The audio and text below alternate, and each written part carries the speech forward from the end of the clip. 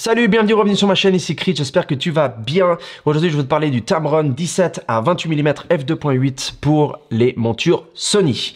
Alors ça, c'est un objectif que j'ai reçu gratuitement, que je peux garder.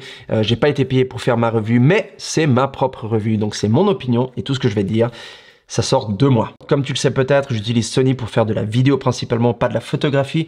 Donc je vais te parler principalement de la vidéo avec cet objectif. Ne bouge pas, je reviens tout de suite.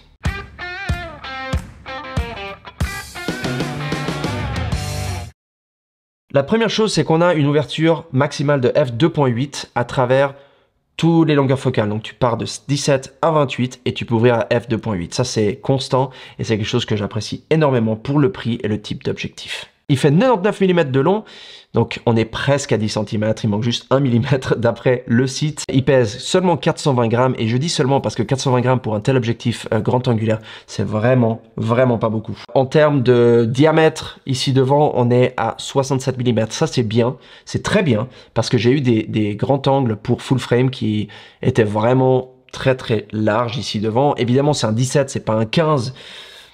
Voilà, mais ça reste très grand angulaire. La chose qui est bien, c'est que 67 mm, c'est la même chose que mon 28-75 que j'utilise en ce moment pour filmer cette vidéo. Et du coup, je peux interchanger les filtres entre les deux et ça m'évite de devoir racheter toute la panoplie de filtres pour les adapter à l'un ou à l'autre. Et quand je dois shooter, que je dois vite changer d'objectif, je peux tout simplement les interchanger rapidement. En termes d'aberration chromatique, je pense qu'il fait un très bon job. Il y a apparemment des éléments qui réduisent l'aberration chromatique. Maintenant, je me suis pas amusé à faire une vidéo des branches d'arbres avec le soleil qui passe à travers pour voir si sur le coin, il y a un petit peu de vert ou de magenta et voir s'il y a des déformations ou des aberrations particulières.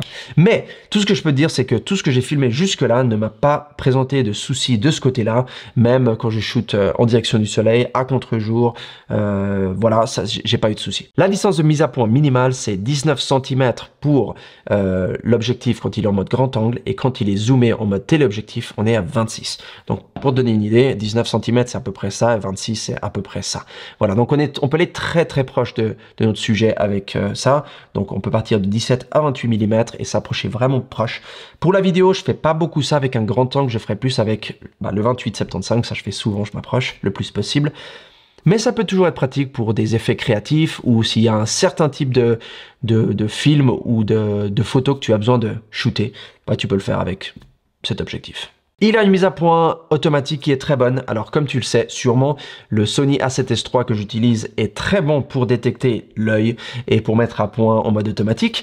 Alors lui, il m'a pas posé de soucis du tout. Alors que des fois j'utilise, comme dans les vidéos que j'ai fait récemment sur ma chaîne, tu peux voir ici autour de moi, c'est très sombre. Évidemment, j'ai des lumières autour de moi, mais le mood est très sombre. Alors que lui, il a eu aucun souci à suivre mes yeux et à faire le tracking sans jamais me perdre de vue. Littéralement. Donc, au niveau de la mise à point, il fait aussi un très bon job. Maintenant, je vais te dire pourquoi je pense que cet objectif est bon et pour qui je pense qu'il est fait. Cet objectif est destiné pour quelqu'un qui aime shooter des mariages, des événements, de l'immobilier, donc quand tu fais des photos ou des vidéos. Moi, je parle de vidéos dans ce cas, hein. Des photos, je sais pas vraiment, mais au niveau des vidéos, je l'utiliserai absolument, je l'ai fait d'ailleurs. Et tout ce genre d'événements où tu as besoin de prendre plus dans le champ de vue.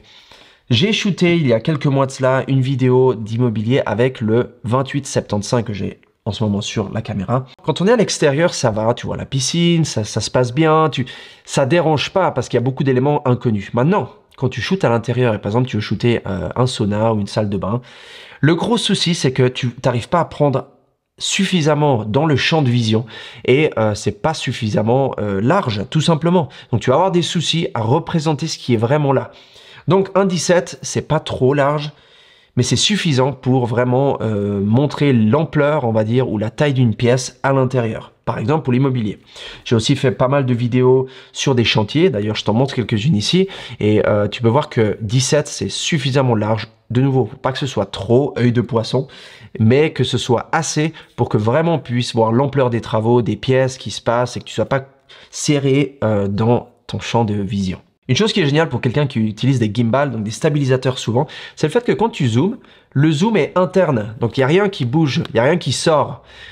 Les objectifs où tu as une partie qui sort quand tu zoomes, c'est assez pénible parce que en fait, le contrepoids n'est pas le même au moment de la calibration et au moment où tu filmes en mode zoomé. Donc dans ce cas-là, évidemment, ce que tu fais, c'est que tu te mets à la moitié du zoom et tu calibres à cette distance-là. Mais ce sera pas exactement précis pour les moteurs. Donc ça, c'est beaucoup mieux. Comme j'ai dit tout à l'heure, le fait d'avoir une ouverture constante à f2.8, c'est fantastique pour la simple et bonne raison que lorsque des fois, en tant que vidéaste, j'aime beaucoup filmer par exemple à 24 mm, c'est une focale que j'adore, j'aime pouvoir zoomer un peu et garder cette ouverture à f2.8, pareil que si je suis complètement en wide et que j'ai besoin d'avoir plus de lumière qui rentre, passer le soir ou j'en sais rien, voilà, j'ai besoin d'avoir plus de lumière, quelques stops de lumière en plus, je vais pas les perdre. Et ça, généralement, ça vient dans les objectifs qui sont un peu plus premium, un peu de meilleure qualité, qui coûtent plus cher.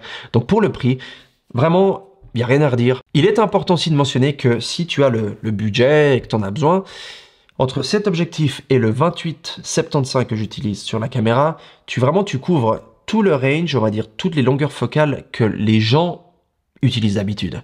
17 mm, c'est pas trop large, c'est juste assez. Si tu descends, ça fait œil de poisson, ce qui est bien pour certains cas, mais pour les gens normaux, de tous les jours, 17 c'est largement assez. Si tu montes à 75, 85 c'est mieux pour les portraits, on le sait, c'est une compression meilleure, mais c'est pas une énorme différence. Après, au-delà de ça, ça devient des téléobjectifs et ça devient des usages un peu plus précis, un peu plus spécifiques pour certaines personnes. Donc, le fait d'utiliser ça et ça te fait deux objectifs qui ouvrent à f2.8 à travers toutes les longueurs focales de 17 à 75. Et puis, t'es tout bon en fait. Avec deux objectifs dans ton sac, tu peux vraiment faire le job sur tout. Après, si tu as besoin d'ouvrir plus, évidemment, il faudra que tu payes un peu plus cher et que tu utilises des objectifs différents. Mais j'ai jamais eu ce souci jusque-là. Voilà, on arrive gentiment à la fin de cette vidéo. Si tu as des questions ou que j'ai pas répondu à quoi que ce soit, écris-le dans la section des commentaires ci-dessous. Comme d'habitude, j'y répondrai dès que possible. N'oublie pas de t'abonner, continue à faire des belles photos, continue à sourire. Et comme d'hab, je te retrouve tout bientôt. Ciao!